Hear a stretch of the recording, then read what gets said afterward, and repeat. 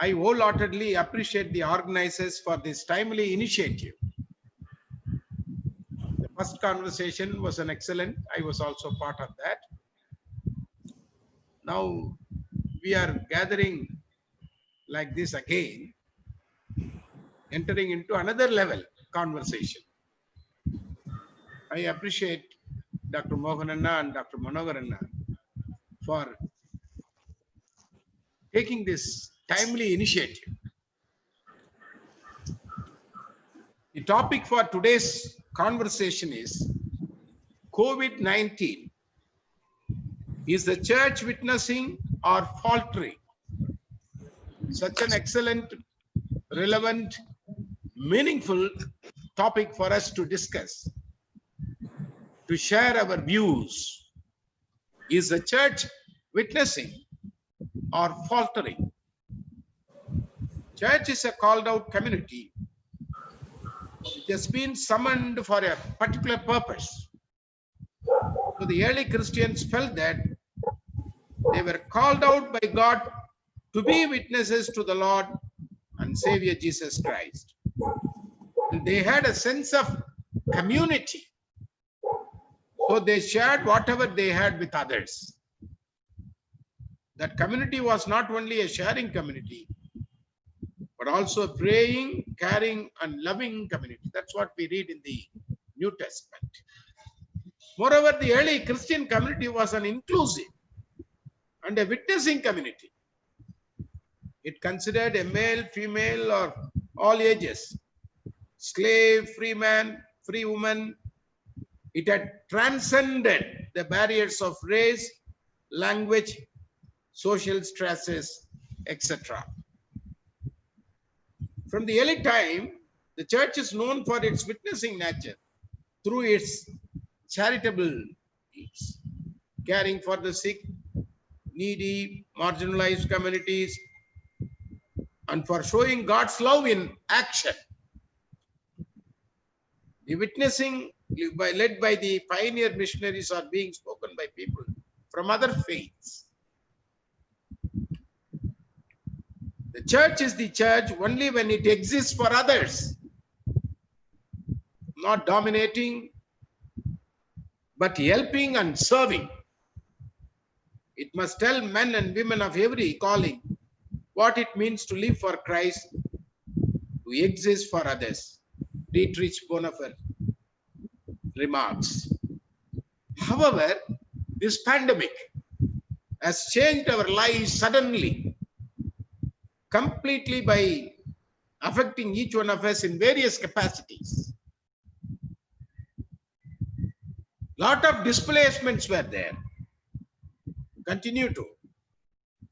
This coronavirus outbreak, besides taking enormous lives, has also upset the whole life and livelihood of many, especially the vulnerable and marginalized communities, migrants, peasants, daily coolies, vegetable vendors on the street, so on. On the other hand, some claim that church is still continuing its witnessing nature by being for others. While on the other hand, some claim that church is deviating from its witnessing nature. Instead of the church, the called out community going out into the world and to be a witnessing community has now fallen from its original calling. Thus, here arises different voices from the society saying that church is wavering from its witnessing nature. At this juncture, the relevance and the effectiveness of the church have been in question, regardless of vibrancy in her witness in the past. As the church, with her doors closed, has enslaved herself from being a true witness, it is a big question. Despite the church in the past holding record of its witnessing nature, many are questioning the nature of present-day church. Therefore, in order to discuss whether the church is still a witnessing community or the church is faltering, to talk about the state of the church whether the church is still at its essence of witnessing or is losing it or perhaps faltering. We have in the panel an eminent leaders, theologians, activists, academicians we have with us. Firstly, Reverend Dr. Manohar Chandran Prasad, Reverend Dr. Professor Dexter Mabon, Reverend Logan Samuel, Reverend Joshua Peter, Professor Dr. Vati, Professor Dr. John Mohan Raju. As the saying goes, deep conversation with the right people are priceless. I'm sure today's conversation will be though provoking and enriching. Dear friends, now I would like to call upon Reverend Dr. Manohar Chandra Prasad to speak to us. Dr. Manohar Chandra Prasad. Unmute, Anna. Unmute. Unmute. Manohar Anna.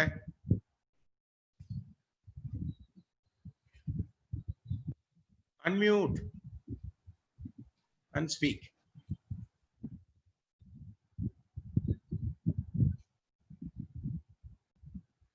Anna, unmute, na.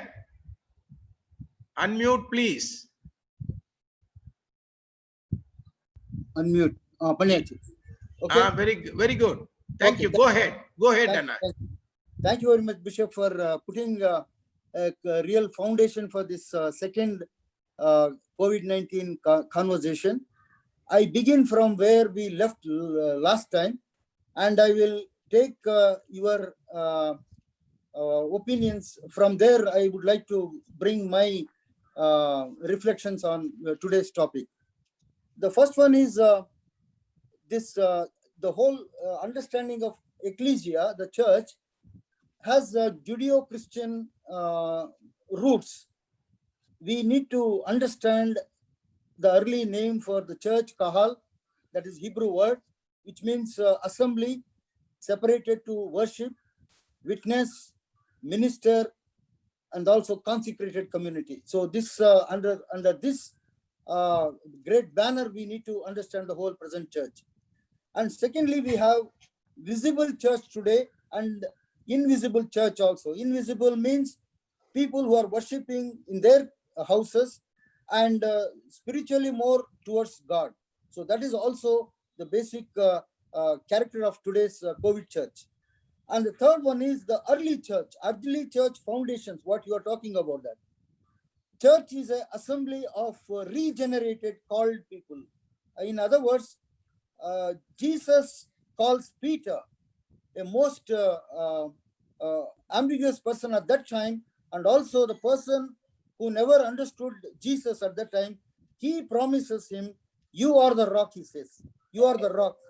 And on this foundation, I will build my church," he says. And this is a promise, and this is a covenant between Peter and Jesus. I think that's what I sincerely feel. And secondly, the Acts calls, they spent their time in learning from apostles. This is Acts 2, chapter 2, verse 42.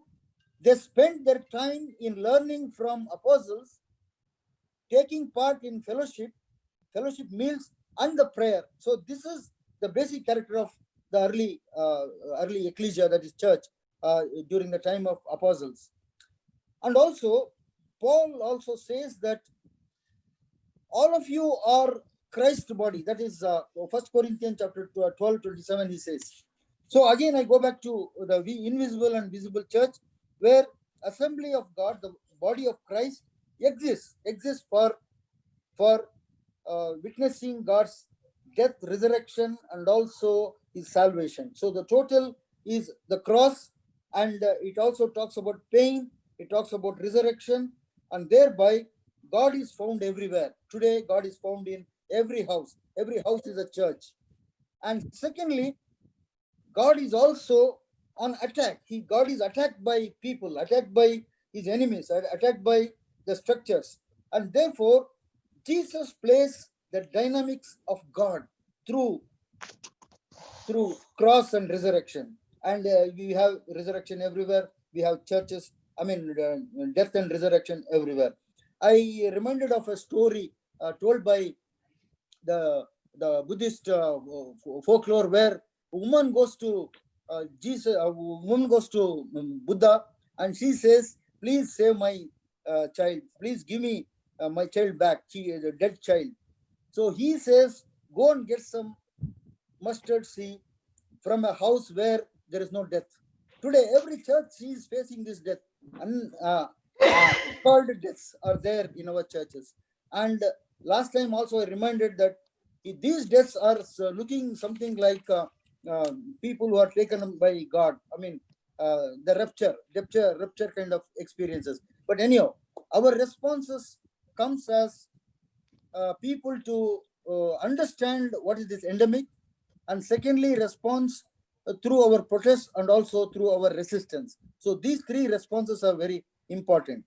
Then I brief my presentation in a couple of minutes, and thereby I examine the whole understanding from the perspective of Revelation chapter, early chapters of Revelation, where Jesus himself is giving some models for this kind of situation, end times as well as COVID, and also liminality of the situation.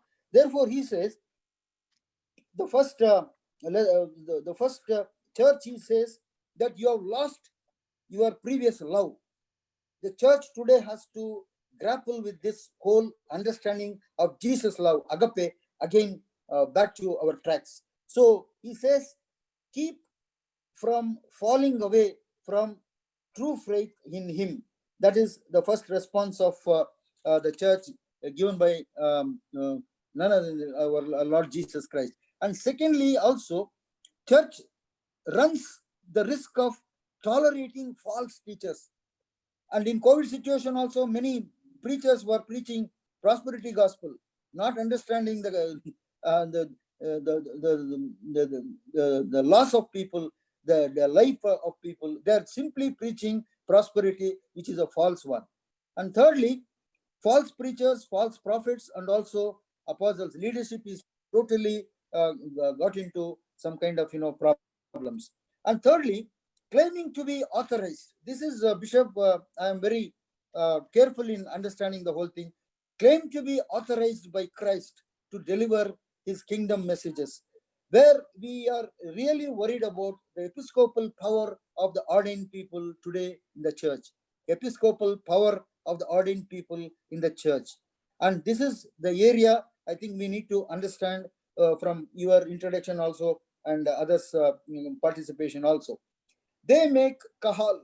They make kahal. These people who have not understood the episcopal power of the church, they are making kahal or the ecclesia, the church, most insensitive to the whole issue. And therefore, they are misrepresenting the word, the God's word, the logos, and also the leadership role, and they are compromising their power and authority with the local situations and other problems. Therefore, as we go back to the early model of the Ephesian church, thereby abandoning love becomes a very important thing today in our situation. We have abandoned that agape, the love, and secondly, we have rejected the rewards for our faith, and this consciousness is not with our leaders, and also with our own people who are in the church, responsible people in the church. Therefore, Jesus condemns very clearly church for weakening and abandoning and rejecting his presence in the church. So Jesus is the model for his presence is the model in our present day church, which is going to be recovering. So the last model is recovering model, which is again a repenting model. Repentance has to be there within this recovery model. Otherwise, we abandon the whole, even the church for that matter. We forget the church in the future. Therefore, repenting is the only thing which we need to understand from this perspective. Jesus' ministry had three components. One is preaching, teaching, and healing. Preaching, teaching, and healing it also includes so many other things. Witnessing act of the church, which I referred in my last presentation.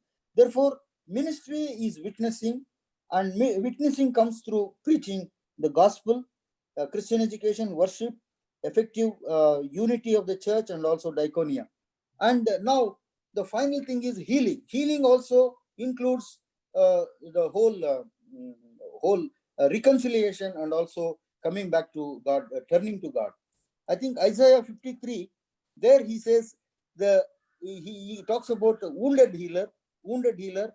At the same time, he is also a suffering servant who shares his pain, and he heals. Therefore, suffering with our wounded features, our wounded experience will heal somebody. This is the condition we are in now.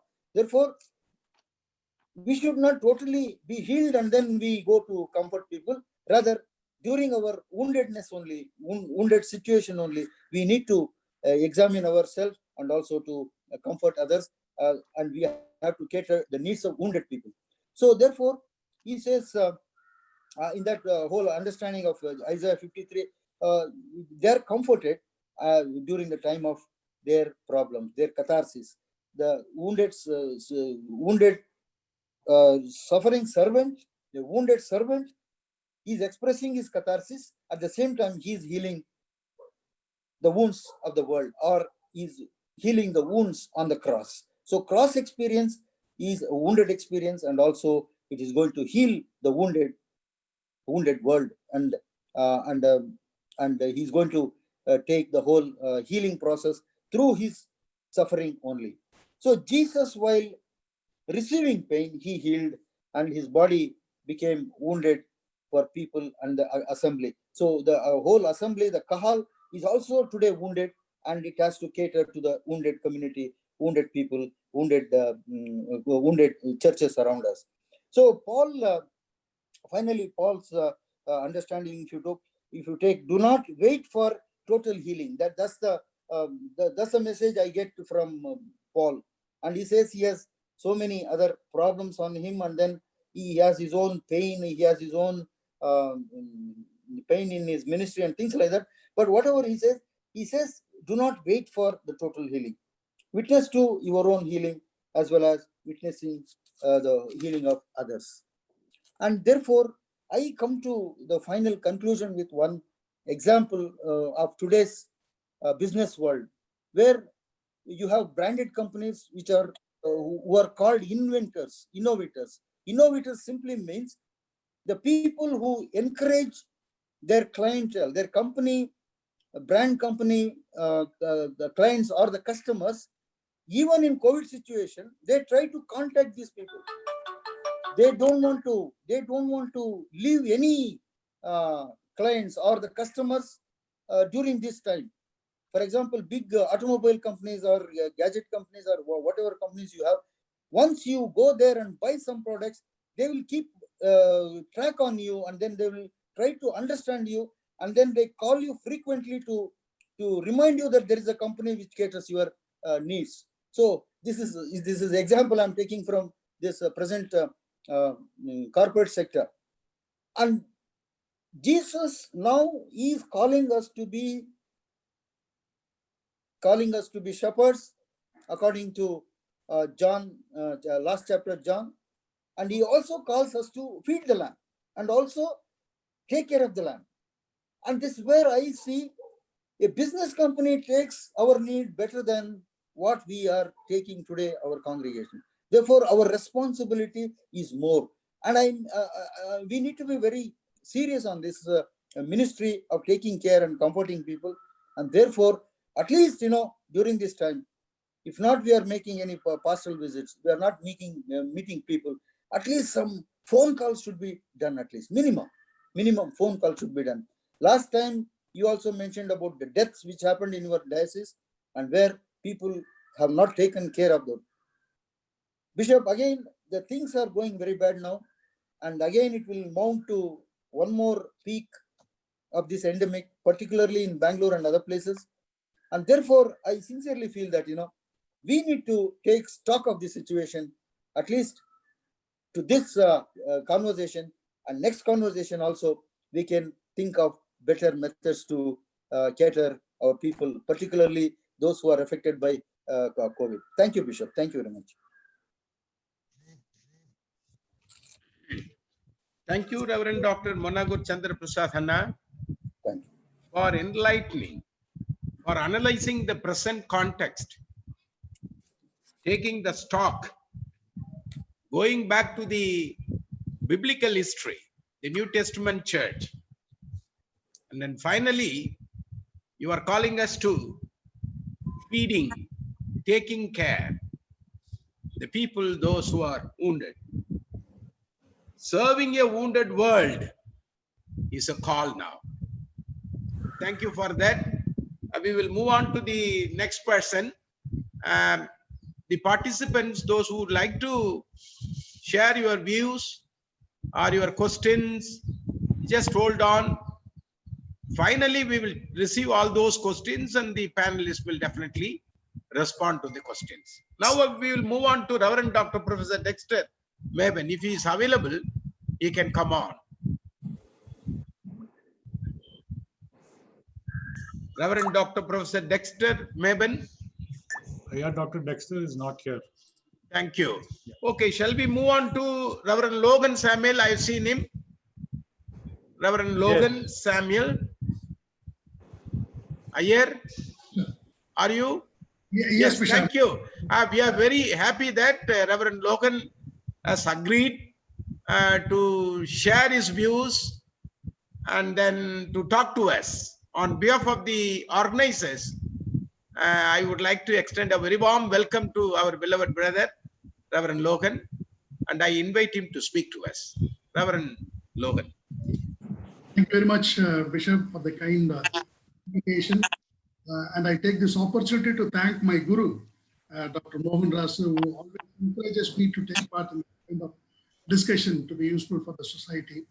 And also I thank the General Secretary of the SAMI for creating this platform for us to come together to discuss about these important issues. Is the church witnessing or faltering in this pandemic context?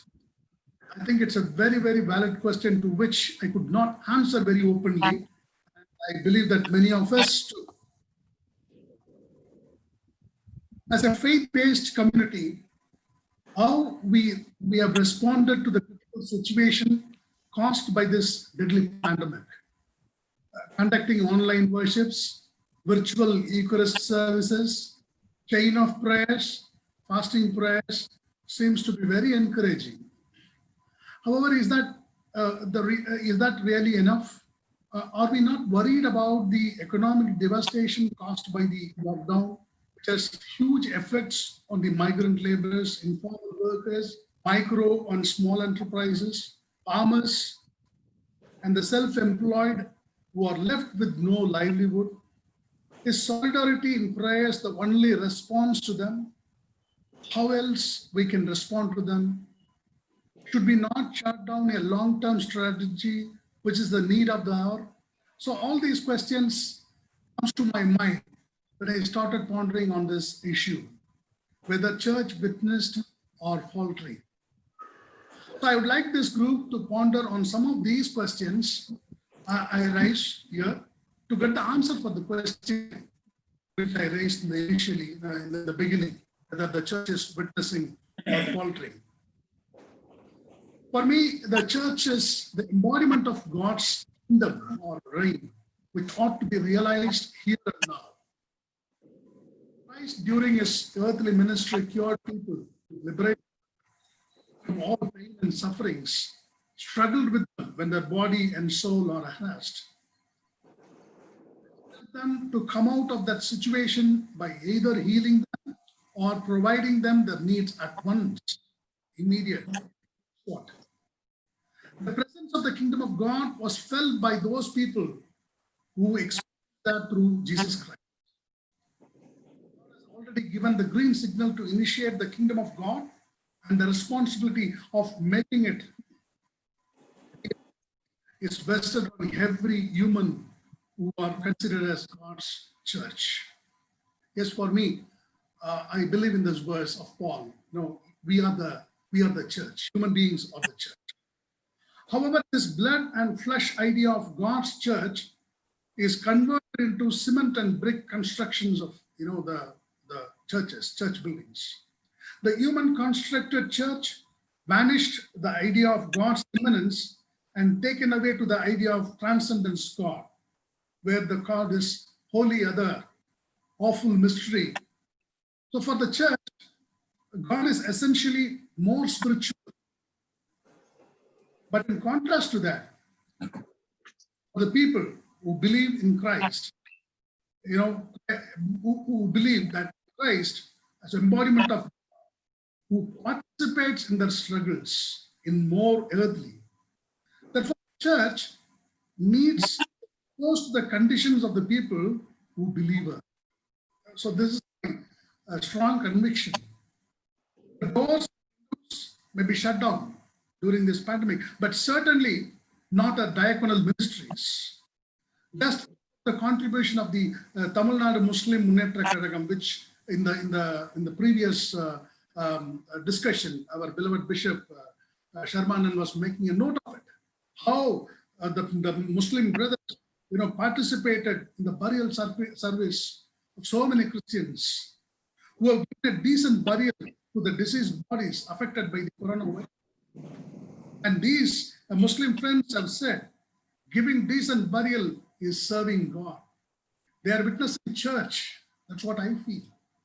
So they are the one who are witnessing as a church in the society. From my interaction with Dr. Chandran Paul Martin, I just mentioned that even though we have online worships, we're not able to serve people with the body and blood of Christ, to make them satisfied, to make the people, by feeling the real community they always used to have for so many years.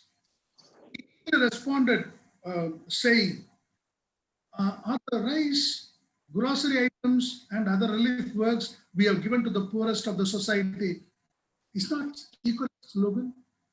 The question he asked me made me to think further. Very quickly responded. Are the rice, grocery items, and other relief works we have given to the poorest of the society is not an Eucharist celebration? This response helped me to ponder further. Yes, we do respond as a church, witness Christ here and now. At the same time, we need to walk moments. Our churches are filled with the resources. Unnoticed, unattempted, they go astray. Ignorant of the worth of those resources, the questions raised by Jesus to his disciples would be an appropriate question to us for our introspection in this time of need. How many goals do you have? In other words, what do you have? Whatever you have, small or big, is not the problem. To share and give us the point to be deliberated in this pandemic situation. Our churches need to design short-term and long-term ventures to take care of the poor and desolates, the little ones in the sight of God. Short-term ones like providing a transit camp to the returning migrants or homeless migrants in the church and mission institution premises, taking care of the daily needs, accepting them as our extended families, long-term plans that could address the self-sustainable goals such as providing some skills training to stand on their own legs, involving them in some income generating programs, free education for the migrant children in our mission school, utilizing the unused agricultural lands of the churches, opening avenues for group within the churches. In spite of all difficulties and limitations, I feel that tries to witness the unconditional love of God. We need to build relationships, setting aside denominations and faith across boundaries. Christian love is self-giving, self-sacrificing, and self-emptying. These three characteristics we find in Jesus Christ. So this kind of Christian love, I think we can manifest the love of Christ in praxis at this time of need, in this pandemic situation. Thank you very much. Here I stop. Thank you. Thank you, Reverend Samuel Logan Ayya. for the thought-provoking, relevant questions thrown to us, deeply to interact, to think, and to take proper action. Witnessing Christ here and now, that is very, very important. You know, when you said that, what are we doing with our resources? Yes, 95% resources are lying waste. We don't have that heart. We don't want to cross the boundaries. You rightly pointed out. Going beyond, walking extra mile, self-giving, self-sacrificing, self-emptying. Jesus's model needs to be recaptured. Thank you for the sharing. And thank you very much. God bless you. Shall we move on to the, sorry, shall we move on to the third person? Hello.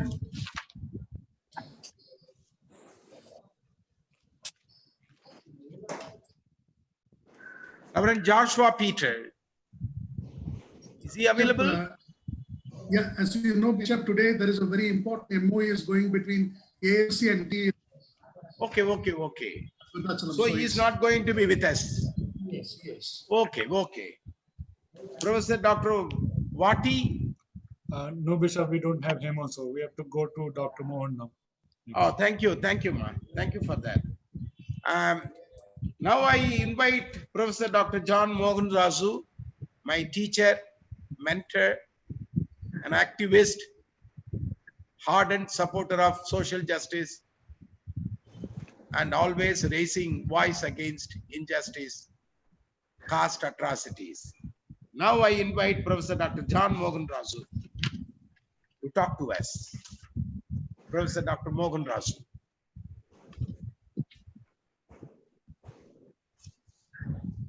Mohananna, Yes. please go ahead. Esteemed moderator, Bishop Sharma, dear colleagues and friends.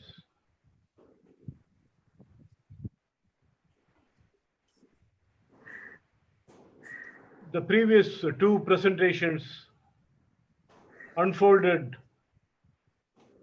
many things that are happening within the church as well as outside.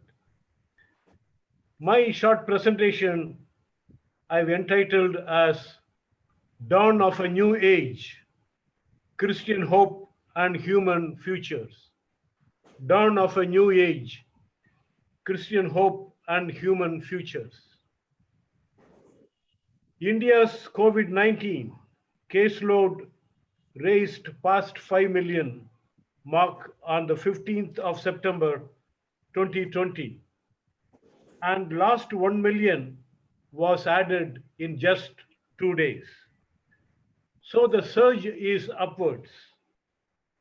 Theories, prescriptions, and political narratives surface intersecting with each other, such as Prime Minister Modi says, and I quote, "live with virus," unquote.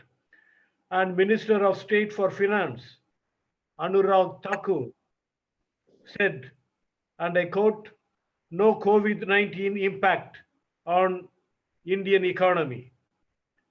Nonetheless, people want a clear message to escape the invisibility of COVID-19. In such uncertain and fluid times, there are also people to exploit the situation by invoking holy scriptures or God, or pointing to something such as persons, countries, God's wrath, punishment, and prophesizing, and many other stories such as we are living in end times, wooing people so that desperateness tends to buy such things. In such a setting, we need to consider and live through the difficult times that lie ahead. People of faith look to God for divine intervention, and others in pure sciences look for scientific reasons. Perhaps we are pushed to another new age of enlightenment. Friends, I would like to bring the period of enlightenment. Most of us know about it. What is all about enlightenment as the ways with which COVID is challenging. Even during the period, the great thinkers of then, that age, were forced to answer and respond to with the scientific and rational questions of the times, like John Locke, Rousseau, Adam Smith, utilitarians, Immanuel Kant, and many others. And in this line, we also have many theologians. Therefore, we need to really ponder over because we are in COVID-19 and COVID-19 pushed us to another level. So that level need to be responded. Similarly, COVID-19 has exposed the organized religion that centered itself on creeds, traditions, doctrines, liturgy, and many others, leading to pseudo spirituality and pseudo faith. It has triggered awareness amongst the faith communities to turn to scriptures and to turn to God. See, this is what I think, even in the first conversation, even up till now, including Right Reverend Sharma, keep talking about come on, turn to scriptures and to turn to God. Adherents of faith now trying to retrieve the very meaning of faith. In theological and religious circles, the axis of discussions and debates now should gear around to the notion of reason and revelation.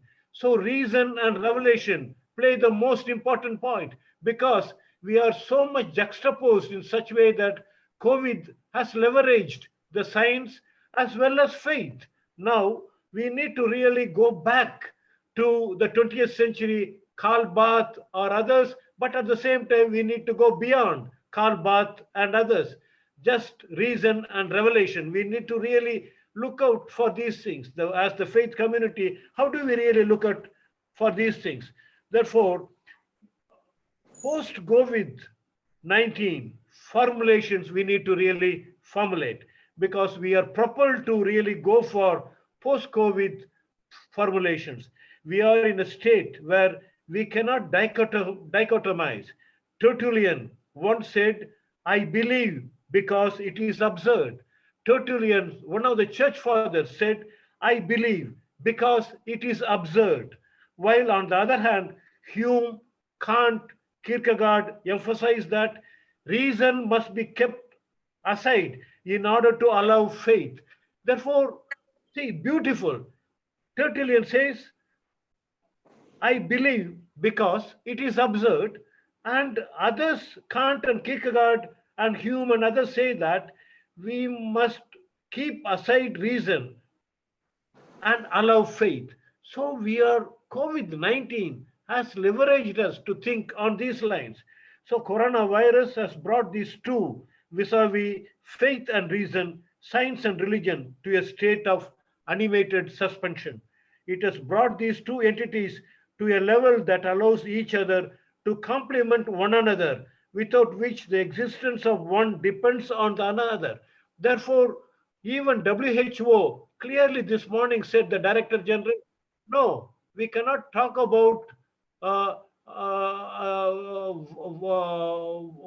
kind of developing vaccine nationalism.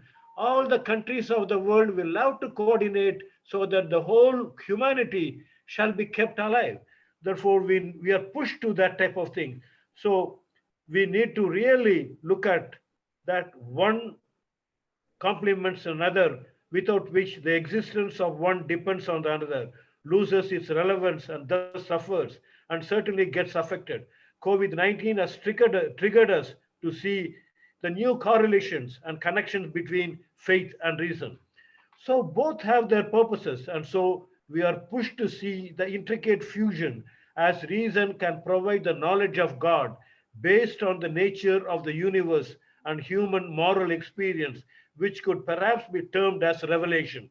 Therefore, reason and faith have relational personalities, which could be viewed as they are entwined with each other. So let us not keep aside reason and embrace faith, or embrace faith and keep aside reason. No, we love to really complement these two together, because COVID-19 is causing such traumatic exploration in our minds and in our own physical bodies. So, from Minister of State for Finance, Anurag Thakur's statement, no COVID-19 impact on Indian economy, which we all know that it is false. Over and above, Finance Minister Nirmala Sitharaman said, act of God. She said, act of God. Again, do you see any sense in that act of God? Did God act? And did God push COVID-19 in order to take revenge or in order to serve his purpose upon us? We need to really ponder over. So the metaphor, as GST council meeting put the economic fiasco on God. In another vision, Finance Minister of India, Nirmala Sitharaman, and economic advisor saw green shoots. Green shoots. She saw green shoots. Where are the green shoots? In deserts. Now we live in deserts. Do you see green shoots? So these are all ludicrous statements that we hear. Therefore, we need to really look at some of these things. All of us are aware of the fact, the difficulties faced by people across the spectrum due to COVID-19.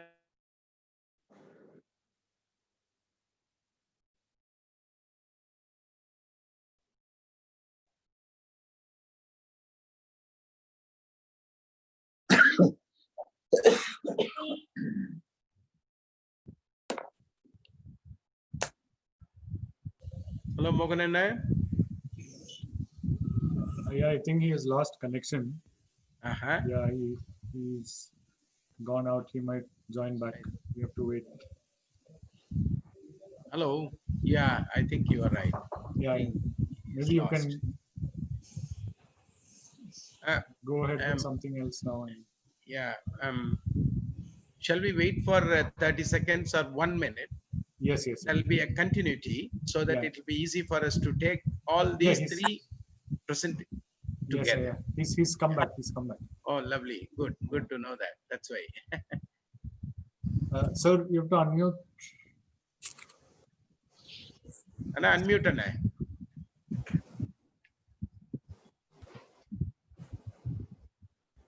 Sorry, Bishop Sharma. Sorry for. Okay, Anna, go ahead, Anna, please. Problem. We are just, yeah, I know. It happens to us sometimes. So all of us are aware of the fact that the difficulties faced by people across the spectrum due to COVID-19. The scenario we live forces us to think God is not quite dead. God is not quite dead. Humans are not quite alive. I want to push this for our own conversation. God is not quite dead. Humans are not quite alive. Coronavirus has muted our belief systems, religious activities, and pushed us to introspect the crisis we are in. This is not a crisis, but an opportunity, a new beginning, dawn, a new dawn, and a way of life. And therefore, we need to self-examine ourselves. Therefore, we need to look at it.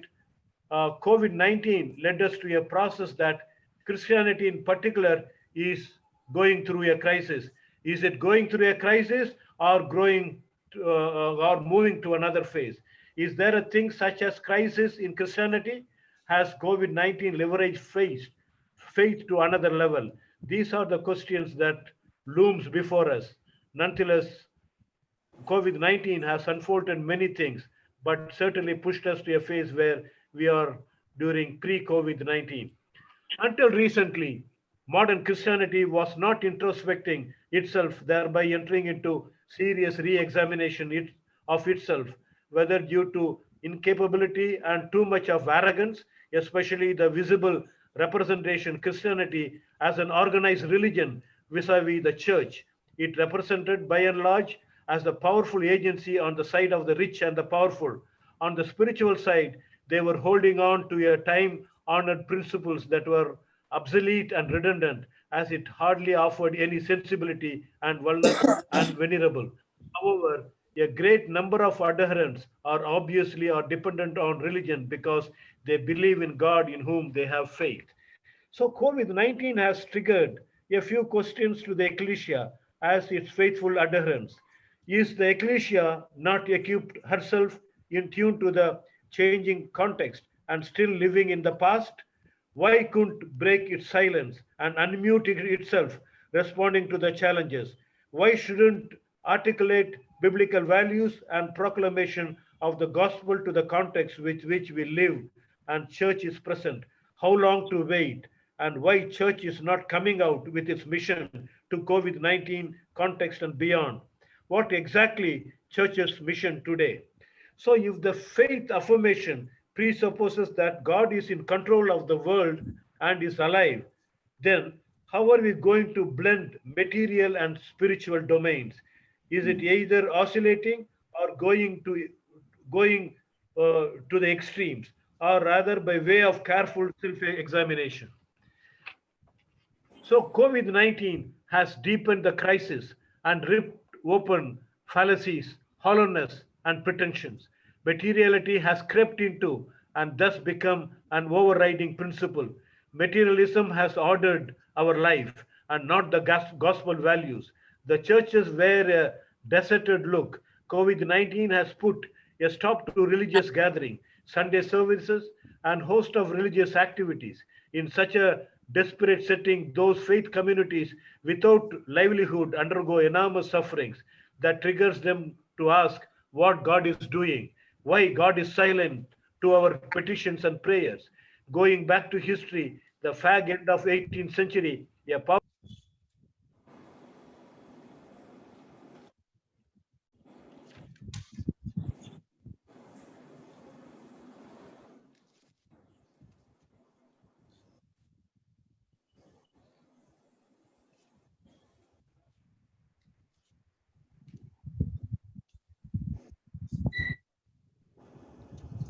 Yes, I will conclude in a few minutes. Going back to history, the fag end of the 18th century, a powerful question dominated Christianity. Theologians and Christians all over, is God dead? It was at this time those adherents of enlightenment and some sociologists reiterating that religion had come to some sort of meaning and showed reflection that happened in the history, and therefore shaken by World War One and Two, the statement that continued to echo "God is dead" hit the world, for which Barth, Brunner, Bultmann, Buber, Bonhoeffer, Cox, Niebuhr, Tillich, and others responded to it theologically. Therefore, we have the hope. We are now in an abnormal scenario. We are pushed to think about it is not the beginning and ending, but a theology that should go beyond a generation prior to this mooted about. Therefore, a theology of the future and hope should take us beyond, as we are now in a different scenario, being challenged by lakhs of death and millions of infected ones. Faithful adherents are totally perplexed and thus taken aback. What then is the way out? How to respond to the deadly pandemic? As people of faith, where do we locate ourselves in the scripture so that there would be some meaningful interaction or conversation takes place? Therefore, we need to really go back to the biblical text and Christian theology. Therefore, as Manohar Chandra Prasad and others have rightly pointed out, we need to really bring that. So I want to bring in Leo Tolstoy, who beautifully captured human beings in such ways that, and I quote, there is something in the human spirit. There is something in the human spirit that will survive and prevail. There is a tiny and brilliant light burning in the heart of human beings that will not go out, no matter how dark the world. So this is a beautiful statement that comes from Leo Tolstoy, that there is something in the human spirit that will survive and prevail. Therefore, whatever may be the scenario, whether it is dark or light, but the world will have to come to reckon with the very fact that we are in the midst of COVID. Christian belief in higher power So their understanding of God is premised on transcendence. Again, Reverend Logan brought about an immanence as well. It is a vibrant dynamic that swings on and off. The rudiment perfectly plays its role between each other. Therefore, God in Christ, reconciled with the word and the world, when we have God of life who is living in our midst, who should we be afraid of? Here is our faith, the core of our being and becoming, wherein we can see God in everything, in disaster as well as in joy, in pain and laughter, even indeed when it comes to our death. So we should never waver in our assertion, affirmation, and confidence in God in Christ. Who shall separate us from love of Christ? Shall tribulation or distress or persecution or hunger, nakedness or danger or the sword? But in all these things we overcome because of Jesus Christ, who has loved us, again, as we see in Romans 8:35 to 37. In conclusion, the love that flows is out of sheer grace, costly, not cheap. And so the love that God in Jesus exert on our life affirming, sometimes firm, other times delicate, oft-times mysterious, like the pressure of the streams trickling down from the hills, taking diversions with several intensities. And so it is how the water basin that holds water on top and then lets the water to flow in gradation. So is the love of God in Christ. This grace is costly, extended to us in the violence of pandemic. It is not at once or once for all atonement, but should strive for it. These are the times that the grace we thought cheap signifies it infinite value, meaning costly. God's grace is operating in real historical and pandemic times on each person, each of whom is unique. Therefore, reordering a new world wherein everyone finds his or her rightful place. We live in such settings. And so, what should be our Christian response? Such questions loom at large. Thank you. Thank you. Thank you, Professor Dr. John Mohan Razu Anna. I was thinking that again I am sitting in your classroom. Such a theologically loaded statements, experienced sharing, very sound in social analysis that you brought your sharing today. Dawn of a new age, Christian hope, human features. One point of time, your questions, is the ecclesia equipped? How long to wait? What is the vision of the church in this crisis? And again, you are calling us to convert this movement of crisis into a movement of kairos. With this, on behalf of the organizers, I want to extend my sincere thanks to Professor Dr. John Mohan Razu for the vibrant sharing today. Thank you, Anna, Dr. Mohan Anna. Okay, now I think I would like to get the advice from Manohar Anna and Mohan Razu Anna. Shall we open the floor for discussion so that it will be very meaningful? Yes. Some questions, yes. clarifications, and others. Yes, Sure. Thank you, Anna. Thank you. Now, I would like to invite people to share your views, your doubts, your questions. Introduce yourself, and you can just come out with a concrete statements or sharing or your experience during this pandemic. Is church witnessing or faltering? It is open. Bishop, can I say a few yeah, words? Please. Yes. Ayya Vikram Ayya, go ahead. Yeah. Good evening to all the elders of the church. Good evening. Good evening. Good evening. My name is Vikram Anthony. I belong to actually Roman Catholic Church, which is, if you call by denomination, We are but one. I'm follower of Christ. That's my church. Good. Yeah. Basically, I wanted to talk about what our Reverend Prasad said and have one question after that. The Jesus started with a PTH, preaching, teaching, and healing. PTH. But today the church has become P for power, T for trading, H for hierarchy. The power of political and money power, the trading, they started into business. You know what kind of, all kind of business, from education institution to other business. Servicing is no more, service motor is closed down practically. And hierarchy, yes, from pastor to moderator to bishop to pope to everything, it goes to fighting for a chair. So I feel, as a lay person, Act chapter 2, verse 46 looks like it has come back. It says they broke bread in their homes. I feel the COVID situation has pushed us from the structural church into back to Acts chapter 2, verse 46, where we started to breaking the bread at home. And it continues to say they were great, they were glad and happy. If you read that verse, it says, after breaking the bread, they were glad and sincere in heart and they were happy. Looks like that happiness is coming back because of the COVID and all this PTH is missing.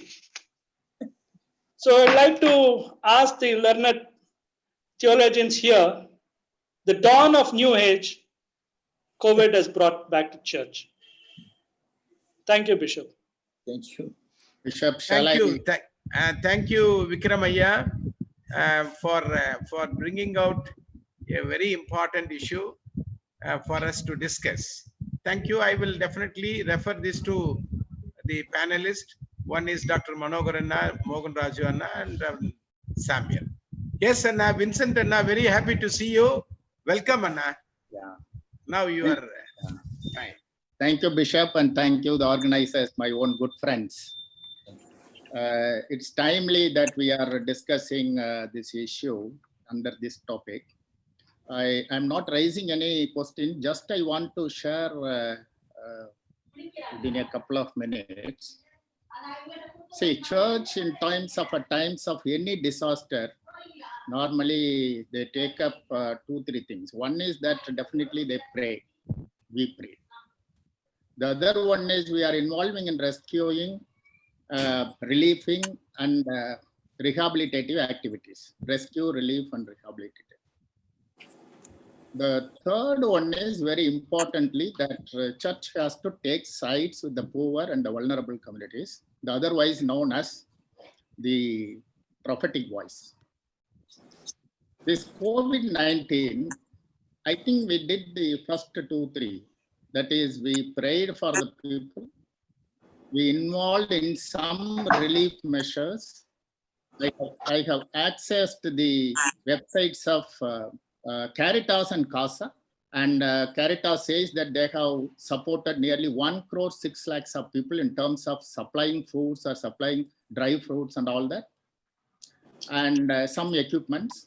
And CASA claims they have already supplied 38 lakhs of people who are benefited out of it. Rehabilitation comes later. But with regard to the church's responsibility of raising its voice, prophetic voice, I don't find that that has happened. We are all very much involved in UTIP ministry. Of course, nothing wrong in it that we have to do it.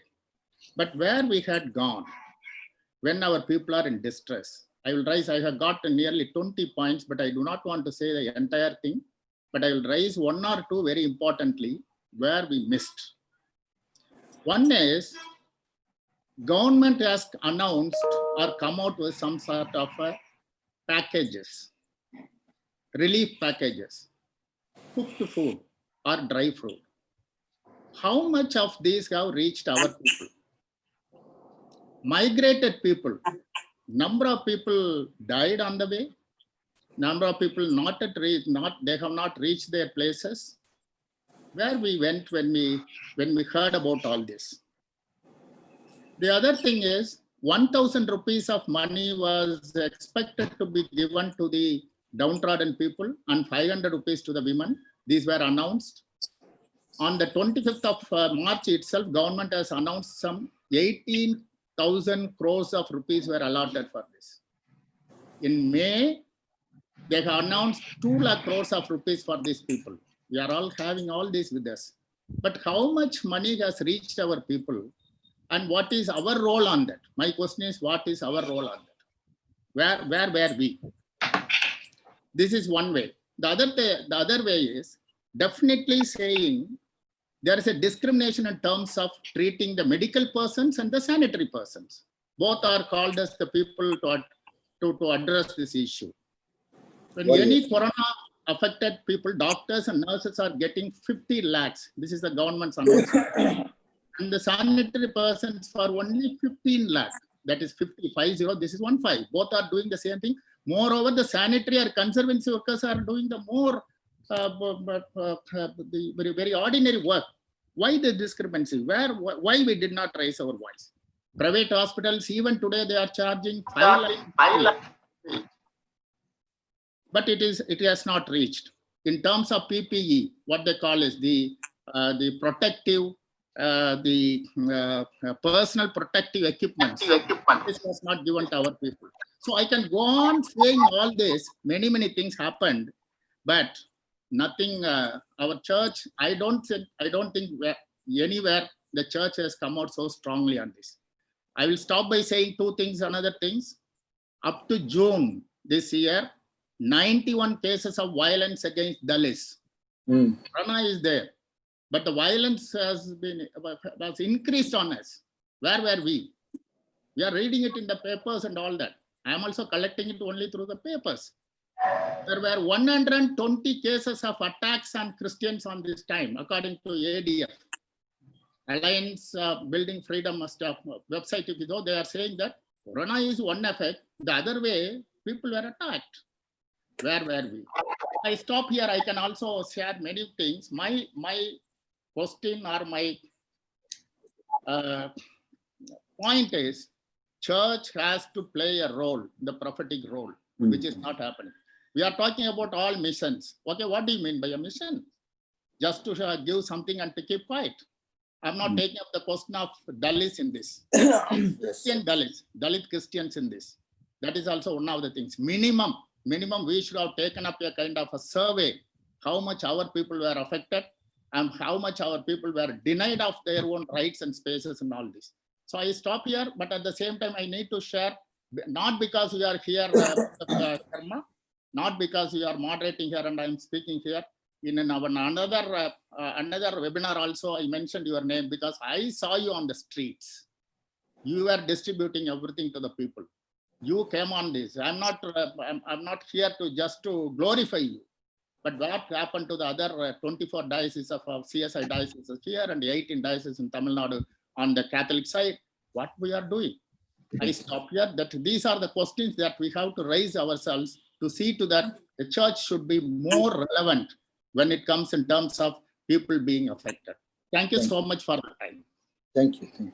Thank you, Reverend Dr. Vincent Anna, for opening our eyes.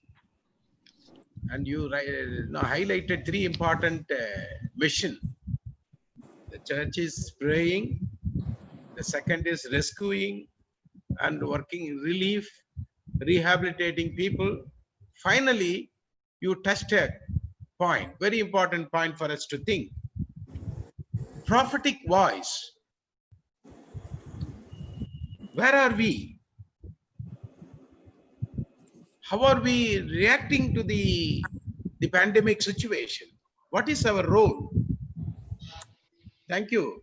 We will definitely, I think, take Vincent Anna's questions seriously and sharpen our discussion on this line so that the conversation will be definitely beneficial and it will go strength to strength.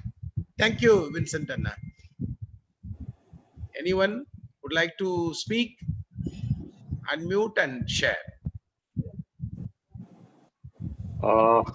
Good evening. Yes, sir. My name is Perico Prabhu. I am the PRO of the All Karnataka United Christian Forum for Human Rights and the Welcome, sir. joint secretary of the Ecumenism Commission of the Archdiocese. Welcome, sir. Welcome. Thank you, sir. Please, Thank you. go Thank you. ahead. I want to thank Reverend Manoj Chandra Prasad who gave me an invite, and our dear friend Dr. Professor Mohan Rao is also there. So the problem, like what we were discussing, and I heard, is that has the church faltered? Maybe it was a little slow to respond, but definitely the team for COVID assistance did start. As somebody was mentioning about the Muslim brothers who came forward. Yeah. Soon after that, what happened is the church came together and there was an initiative taken. And when we discussed with many denominations, there was a little slow response. And as usual, the Catholic Church came forward. They started a movement called Here I Am, addressing the burial needs and everything for all denominations, which we've been doing. Well, including the CSA has been doing it on its own Catholic Church. And when it came to the independent and the Protestant churches, when we had a problem for grave and all, thanks to Reverend Vincent Rajkumar, who really backed us up and getting us. The problem what we were facing is the graves. We were not getting graves, and even now I'm part of this entire COVID warrior team from Mercy Angels, from Here I Am and Help Bangalore. We have been coordinating. Now the problem is we started late, but till date we have been able to do it. But as usual, the thing that happened is there was a slow response from the church, from the various denominations who never even came forward. But even this afternoon at Gate 4, there was a burial done, and now, right now, in about 15 minutes, the team will be here at Lakshmipuram, also helping a Hindu family in burying the COVID patients. So the Christians have come together, but somehow by and large we see there's a vacuum where to be very proactive. It has not been happening. Each church is up to them. They feel the corporation will do it. And when the corporation was taking, they were dumping the bodies in 2-3 bodies in a pit, and there was no dignified burial, at least thanks to Mercy Angels, then Here I Am and Help Bangalore, who are coming in the picture and doing it. For those of you who don't know, I just want to mention that, yes, the church has been active. It started a bit late, but nevertheless, many people, and that's why I mentioned Reverend Vincent Rajkumar, is because in the Indian Christian cemetery, a lot of burials have been happening about COVID, a lot of problems, initially teething problems. We had, thanks to these people who came forward, and we were able to accommodate people who were buried even late night at 8 in the Mysore Road and things like that. And today we have a team of people doing it from the church.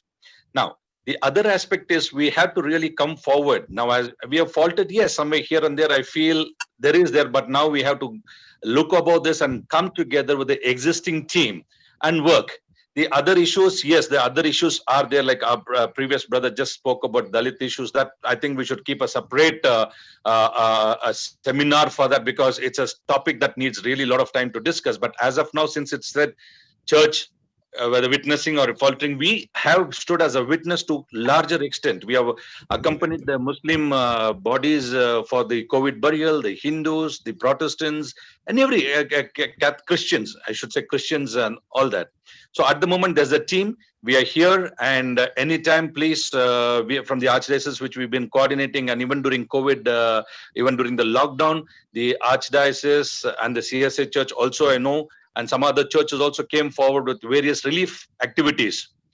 So I'm sure it was there, but probably the popularity or the publicity was not much. When of the churches did, they quietly did. Some did let not the left hand know what right hand is doing, and some did let the whole world know. There were a few independent people who were doing that. So, but somewhere there is a witness that has very strongly happened in the last 6 months. And especially this COVID burial has taken a very, very important turn with the initiatives. And I should also say from the Karnataka United Christian Forum, all the denomination bishops and the church elders came together and said yes. And today we are coordinating any denomination. We are able to give them a decent, dignified burial. This is for the information of this forum, sir. Thank you, sir.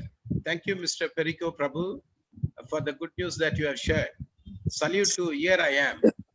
Continue your good ministry. God bless you. Is there anyone who would like to share? Yes, can I share? Yes, sir. Bishop? Yes, please. Daniel Thank you. Jacob Aya, please go ahead. I am Pastor Jacob Daniel, Ebenezer Mission Church, a Pentecostal denomination, Please. an organization here in Bangalore and throughout India. And first, I want to appreciate that respected sir who had been speaking about the burial. Yeah. Because 3 people approached me for burying the Christian in the beginning of this viral infection, and they were not able to be buried in the as a Christian prayer and ceremony, and the BBMD has taken them and banned them, and they were very sad. And I had been approaching some political people for that, and some of the Christian leaders in our area, but nobody has come with that, and that was one of my anxiety and question to the Christian churches. But today, I thank God for getting that answer for that, and I really appreciate for those people who come out for burying of Christian or anybody, because it's a crisis time. It is most important. Yes. And then about our presenters who have been presenting, Dr. Mohan Dasu and Dr. Mohan Chandra Prasad and other dignitary. And I appreciate, and we had been going through from the last discussion onwards about how to overcome, how to grow. And of course, many things we have been seeing, and I have been challenged and encouraged. Well, I myself had been reaching thousands of people with what you call like rations and reaching with some help. It had been doing, but it's not even a regular way we can do. But when more people affected in different places, we reach through the organization or other people who support, and thousands of people we reach, not only in Karnataka, in many other states like UP, Haryana, and in Andhra Pradesh, and in many other places we reach. But still my question is, since as a church we need to move and overcome and witness, and how are we able to go along with this viral infection? How are we able to go along with this? So there are people scared about their life. It cannot work. Churches are not open. Everything, of course, every other areas are somehow here and there, they are moving. But when it is concerned with the church, it is very dead, and none of these things we are not able to carry out. Of course, in the crisis, and most crisis things, and we help somebody.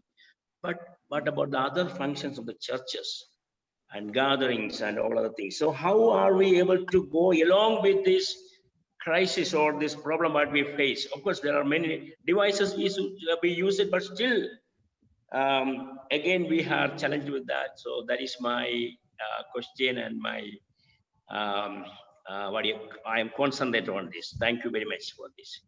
Thank you, Pastor Daniel Jacob, Thank for you. your sharing. Yes. Thank you.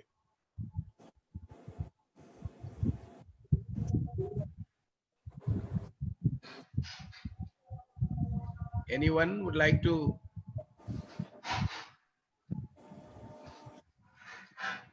If not, I request Manohar Anna to respond, and you will be followed by Samuel.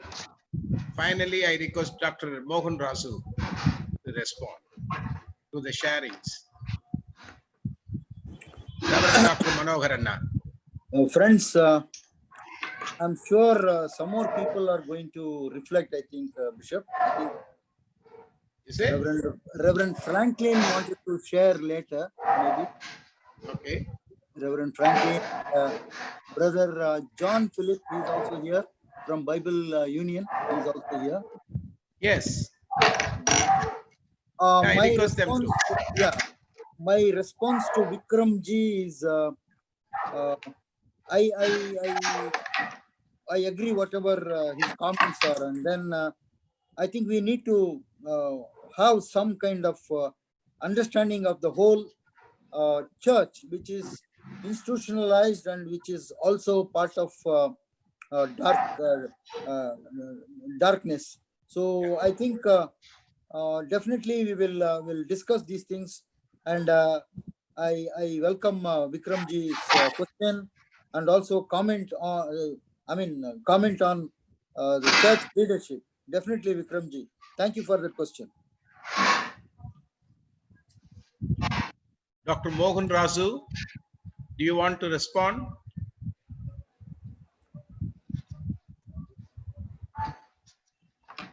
Is he available? Dr. Mohan Rasu. Sir, you'll have to unmute. Yeah, thank you. Thank you. Nah, please Bishop go ahead. Sharma. Please Yeah, go ahead. I do welcome the responses and also some of the statements that were made.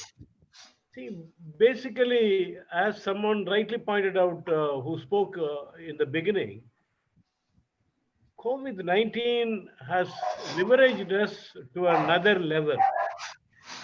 See, now, as he has rightly pointed out, take the liturgy, take some of the traditions, take some of the creedal expressions and Eucharist and others. Everything seemed to have been totally challenged and taken to another phase. So we live at times of priesthood of all believers. Now I would say that, can I say that we live in times, as Bonhoeffer pointed out, religionless Christianity? Could we say that? And could we say that God is not dead, he is still alive, and people are also alive? So we have come to certain terms that really made us to move to another age. Therefore, friends, we cannot now, we can talk about a kind of an institutionalized church. Again, some say that only Bishop Sharma is visibly present and visibly active, whereas what happened to others? Okay, these things do happen, and these have been happenings, but at the same time, our discourse, our perception, our understanding of church has really moved from the past pre-COVID times to another level. That's how I look at it. Therefore, friends, let us not certainly, I think, in terms of charity, church did so many things, and some of you have rightly pointed out, when it comes to prophetic vocation, it seemed to have failed. Yes, why it has failed, how did it fail, all these things can be discussed. But friends, one thing I would like to insist that we are COVID-19 has pushed us to another level. We'll have to realize this fact very well and very much. And how are we going to recapture? How are we going to look at the new changes?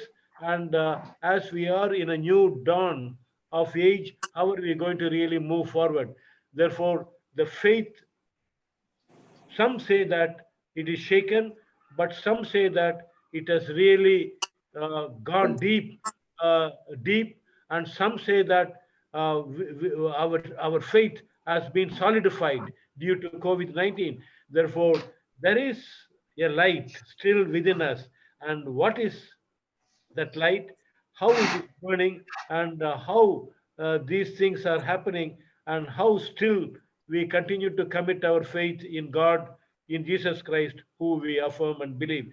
Therefore, we'll have to move away from a kind of a construction, from a kind of a belief that we did during pre-COVID time. Now, COVID-19 and post-COVID-19 have really taken us to another vantage point. So we'll need to realize these factors.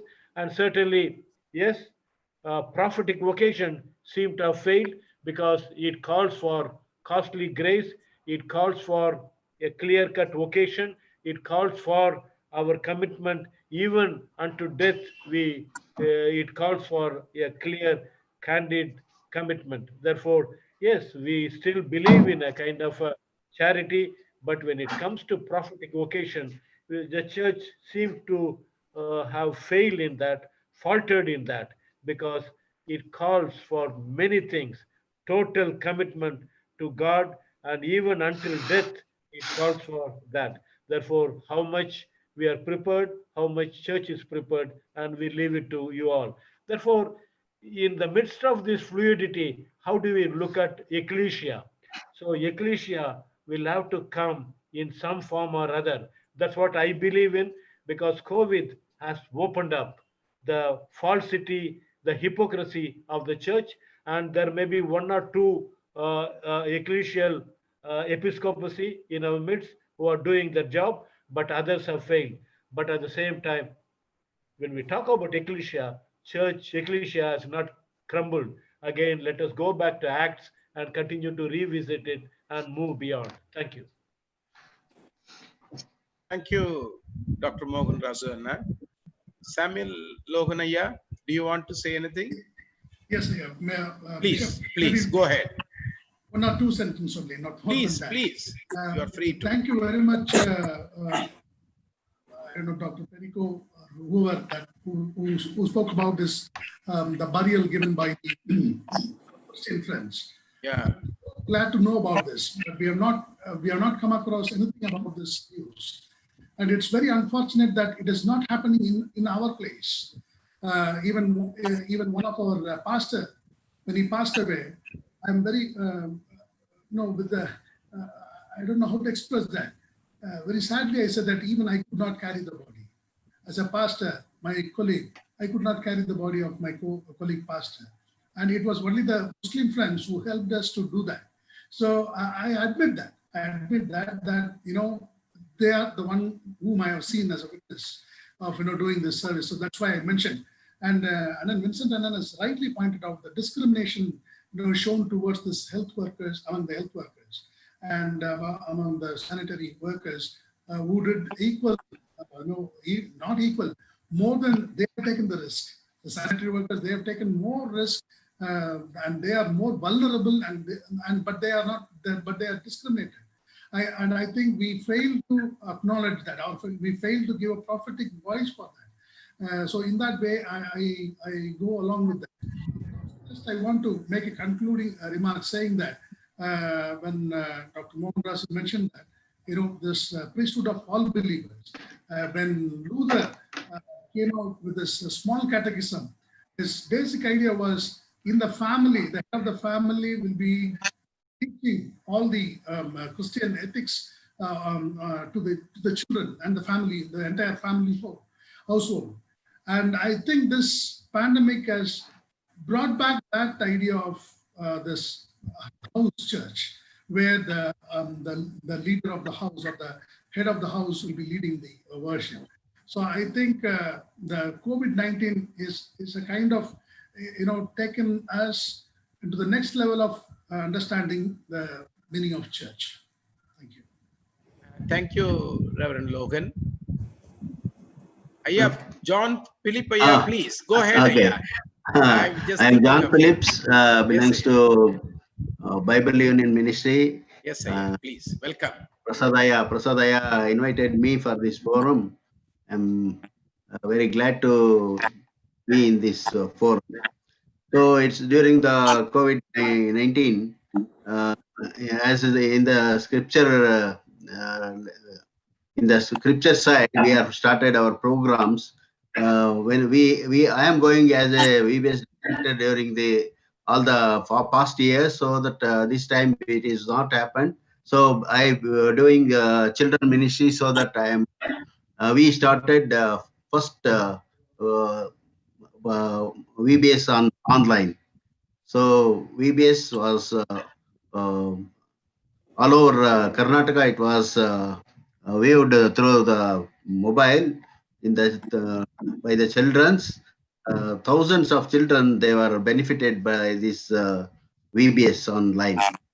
So I'm praise the Lord for this program. And next thing, we started Sunday school, because church is not doing the Sunday school, so that we started Sunday school on mobile and online, so that more than 500, 600 children are viewing. Even today also, every week we are producing mobile Sunday school, so that they are benefited by that. One more experience I have to share in this forum. very close by our neighbor, he got affected by this COVID. So that he is not willing to go to hospital, and all the relatives are not available for him. So that we provided food and medicines to him. So he is very glad the God used us, our family, for this help during this COVID-19. As Perico Prabhu Anna's told that Mercy Angels and Here I Am program is going through the churches. Day before yesterday, I heard from my friend where he is very difficult to provide money for the burial of his church member. So see, angels, they provided all things to bury the person, the congregation of their church. Really, I praise God for that mercy angels. And Here I Am program from Perico Prabhu side. With the help of David Selvaraj, we provided food articles to the pastors in the Kolar area. That Prasadaya also helped in this regard. Where I am, and Pastor Prasadaya were very close to those pastors in Kolar area. Thank you for this opportunity given to me. This way, in this COVID time, helped some people as well as in the scripture side and as well as in the physical needs. Thank you. Thank you, Ayya, John Ayya. Anyone? Sir, can I give one more point, please? Perico here. Yes, Perico Prabhu, go ahead, sir. Yeah, sir. Now, one of the speakers also did mention the concern of the migrant workers. Yes. Now, there's a team called Loving Migrant Workers. Recently, it featured in one of the newspaper also. This is a team of laity and few clergy across India. We are connected, and all the people, the migrant laborers, the workers are being taken care with food and seeing that they're reaching safe, even helping them getting the train tickets booked. This is happening across pan India. This group is called Loving Migrant Workers. So a team of us are, again, some few clergy are also involved, and a lot of lay people from different states. And en route, whenever we get any information on these migrant workers being stranded somewhere, they are being somehow reached, helped. Recently, what happened with some of the Northeast people at Chennai, they also were supported, and the entire team of people were standing under the bridge, and the whole lot of people were transported in a bus to go back to the station and to go back to their places. Somehow churches got involved here. There is a little problem is, we can go on mentioning, but then I think somehow the lay people also must join hands with the clergy in whatever initiative that is happening, because sometimes it is not possible only for the clergy. Who will the clergy depend on the lay people? Sometimes the lay people, it's vice versa at times. So there is some kind of a vacuum at times, but I think at this point of a time, we must overcome. It has happened. That is why I mentioned the name of the All Karnataka United Christian Forum for Human Rights, consisting of 12 denominations. Even the CSI Church has done a lot of COVID burials, and the Orthodox churches and all that. So activities are only taking place, but not wider publicity is got. But these numbers can be got for any time. So any one of us want to continue on this particular mission can continue this again. So we can give you all those information, sir. Thank you, Mr. Perico Prabhu, for that valuable information. So, as per your statement, church is witnessing. Yes. Yes, it is slowly witnessing. Thank you. I appreciate that. Anyone?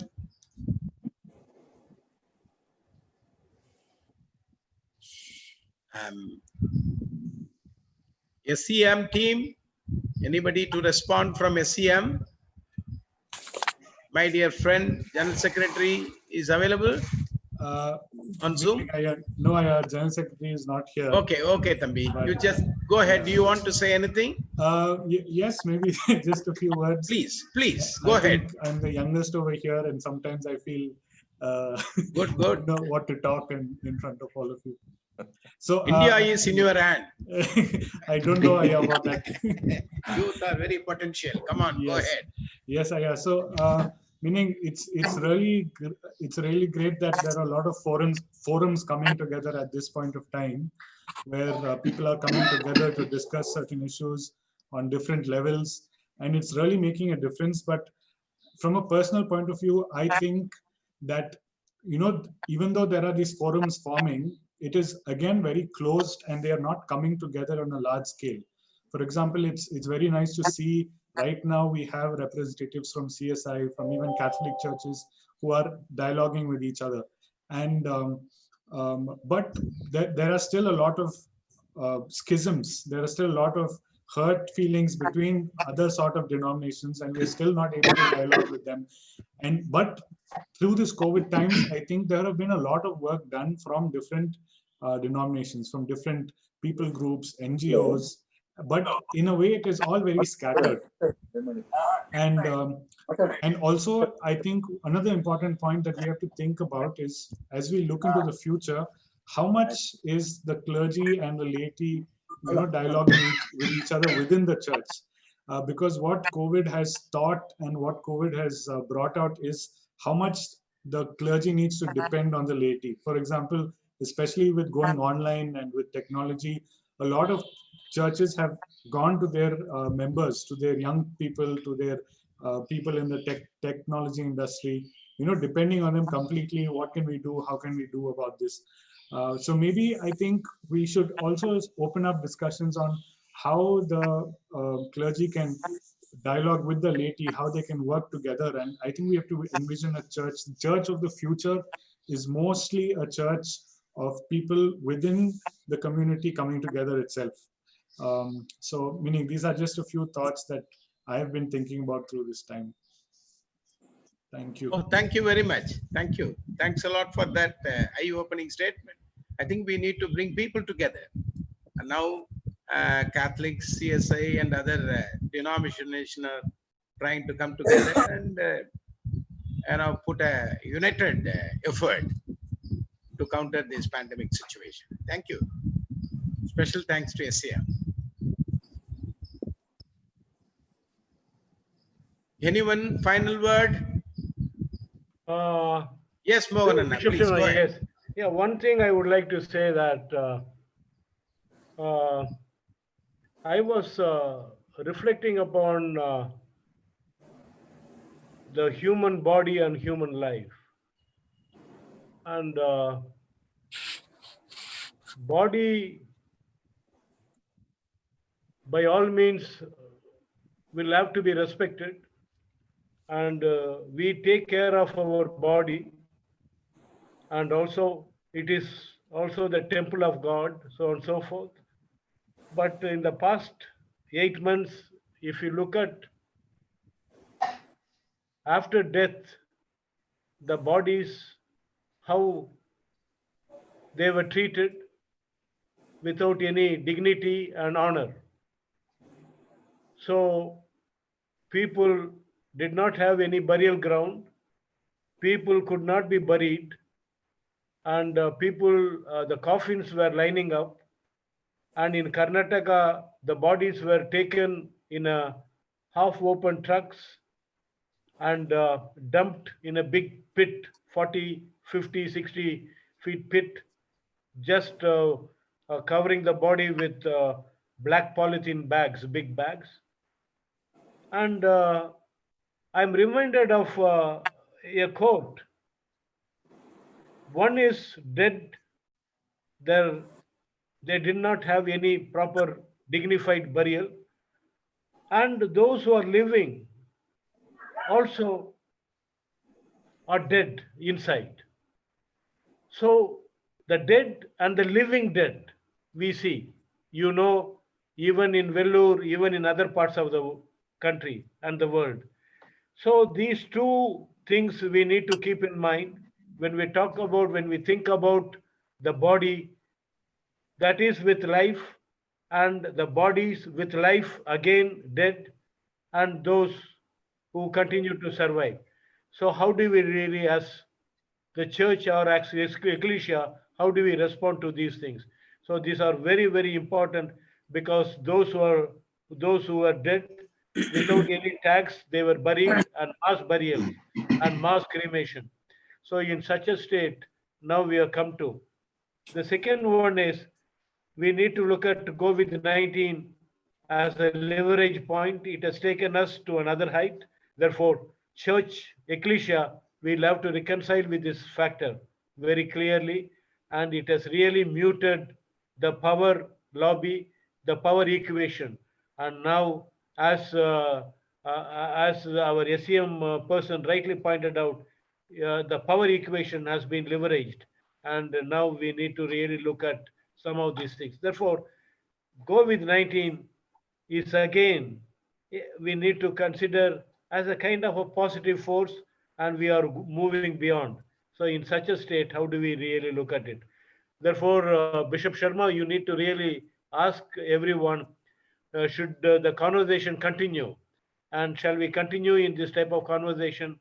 And when we go for round 3, what should be the theme on which we would be working? Thank you, Bishop Sharma. Thank you, Dr. Mohananna, for putting us in a track, right track. I think these discussions should help us to move forward. As a participant, I strongly believe that conversation is very important. I think we need to have a conversation. And these conversations are not primarily to criticize somebody. No, it is not like that. And we are not here to criticize anybody for that matter. I think the statement that we make here, yes, I think it is a call for us to reflect and put that into action. Reflection and action. These statements should help us to reflect and as well as put that into action. You rightly pointed out dead and living dead. I think this is another area in which we need to focus, sharpen our understanding. Then only I think it will be live and helpful for the local communities. Otherwise, it will be on the top level and we will discuss and discuss and discuss. Leave there. It has to penetrate into the people's mind. It has to reach the bottom line. Otherwise, we will stop here. So, as a participant, I strongly feel that the conversation should go on. And secondly, you said that we need to identify a topic. Collectively, we will definitely do that. And my concern is it should go on. See, that is because we have started this conversation, we come to know about a very meaningful sharing from Perico Prabhu. He is sharing, and Anthony, he was telling the reality. And Yes. John Philip, he was also telling about the COVID actions. So I think we need to have such conversations in order to equip ourselves. Anybody? Otherwise, we can just say a few closing remarks and invite Manoharanna or Mohananna to say the vote of thanks. Is it okay? Manoharanna, do you want to say anything? No, it's okay. Thank you. Shall we conclude with remarks and we agree that we should have a third conversation. Okay, Bishop. Okay. We will definitely do it. We request Manoharanna and Mohananna to coordinate and inform us.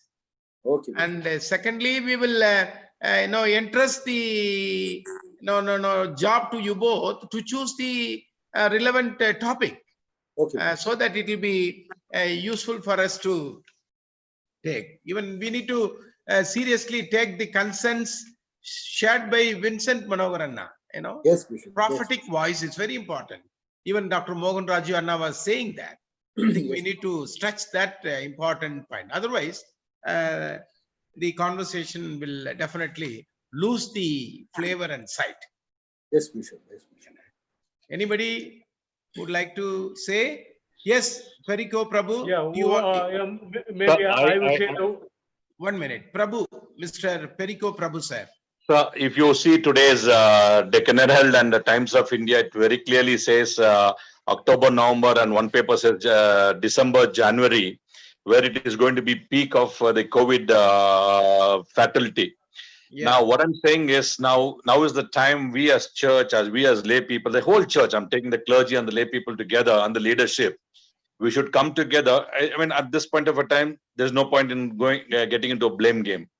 Probably we have to Yeah. get to the grassroots and get an extend of a helping hand, because every denomination is doing it's only that it's quietly doing, and everybody's doing it. I'm telling you, in all but 12 denominations, they've been doing it. We know because we have been coordinating. That's what I said, from the CSA Church. Yes, we have had the great support, and for Indian Christian Cemetery, from the Orthodox churches, everywhere we have been. But today, what one major problem we are having is the locals were not allowing us to bury our own people in our own graves. Till date, we have a problem at MS Palya, even the CSI church, and even for other people to bury. So every day we are facing this. So we have to definitely pray, uphold this in prayer, and see how we as church, we as individuals can come together, meeting these politicians to everybody. The church is doing it. Probably we have to help an extending hand, because next 4 months, October, September is gone. October, November, December is definitely scientifically, as per the doctor's statement, is very, very crucial. So even in this forum, I want to know how we can come together and address this issue, give a helping hand.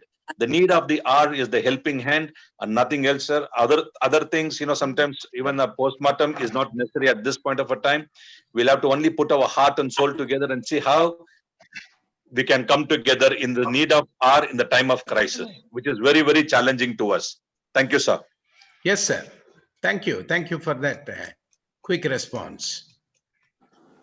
I think, Mr. Perico Prabhu, we are not here to criticize or finding fault on anybody, because being a bishop, I'm just telling you, it is time for us to learn with each other and reflect and take proper action, take the church into the right direction. True. Our churches are really doing marvelous work, and I strongly in the believe larger that. interest. Yes, you are right. You are right. Yes, I just want that church he is doing it in his own way. It has been witnessing. Yes. Yes. It Thank has you. been witnessing, but probably it 100%. increase more with the support of the public, the lay people. I'm with you. I'm with you. Thank you, sir. So, Thank Bishop Thank you, Sharma, Bishop. can I, Yes, you. closing words, can I? Amana, please go ahead. Do you want to say anything now? Yeah, one is, I think, Please, please. when Prasad and myself, when we were talking about this conversation, we are very clear that nations are fighting for vaccine nationalism. Yes. So every country is fighting for vaccine nationalism. But we should not fight for denominational COVID-19. No. No. We are Correct. against denominationalism. Sorry. Yes. I'm Yes. so happy that we are beyond denominationalism. Yes. COVID-19 has brought us together as one humanity, believing in one God, in Christ. That's it. Therefore, Amen. I would like to reiterate that this conversation is not a fragmented one. It doesn't believe in denominationalism. It doesn't believe in nationalism. We are going beyond. The next one is certainly, as Bishop Sharma rightly pointed out, the conversation will go on. Though it is 16 or 18 or 20, this group I like because it is an organized minority, but filled with the spirit to consolidate for the victims and to really push forward for the prophetic hinge. That's what we believe in. And certainly, I would like to thank Bishop Sharma for moderating. I would like to thank SEM. I would like to thank all my fellow sojourners in this COVID-19 who have really moved beyond the narrow constriction. Thank you so much. Thank you, sir. Thank you, Mohananna and Manoharanna, for the opportunity you have given to all of us to share, reflect, talk, and to analyze the local context. these, small tools shared by the participants will definitely going to help us to build up the communities. That is our aim. And now there is discussion. What is the main purpose of this conversation? That is very important. How can a local church use this pandemic to witness God? I think this question is very much Yes. relevant, and we will continue to wrestle with these kind of questions to sharpen our own understanding. And the three main presenters calling us to convert this movement of crisis into a movement of kairos. This is very important time that we need to. And this conversation is helping us discovering new ways of being and belonging, not becoming, being and belonging, that kind of a thing is now coming out. And there is, nationalism, vaccine, this and that. We were discussing, and Mohanana was very clearly telling all these things. There is a conflict. There is a competition, between the nations. Contempt. I think this pandemic is calling us to replace all these conflict, competition, and contempt by compassion, by care, and by collaboration. See, that is the way in which we can move forward. And as a participant and as a bishop, and I strongly believe that we need to raise our voice. That part needs to be taken care. We need to address that. I must thank Vincent Anna for helping us to understand that clear point. Praying, rescuing, relief, rehabilitation. Going beyond that is prophetic voice. The church has to. And then finally, I would like to read a small statement. Being a church in a time of vulnerability is even more relevant, being a present church.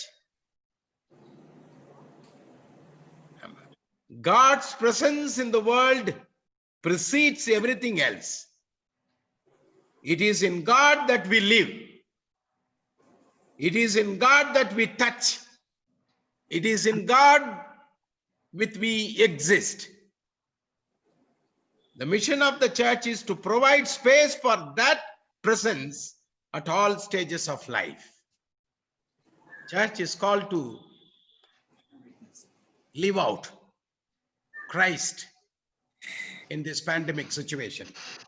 So on behalf of the organizers, I thank all the presenters and the participants who have creatively participated, shared your views. May God help us to continue to struggle with this.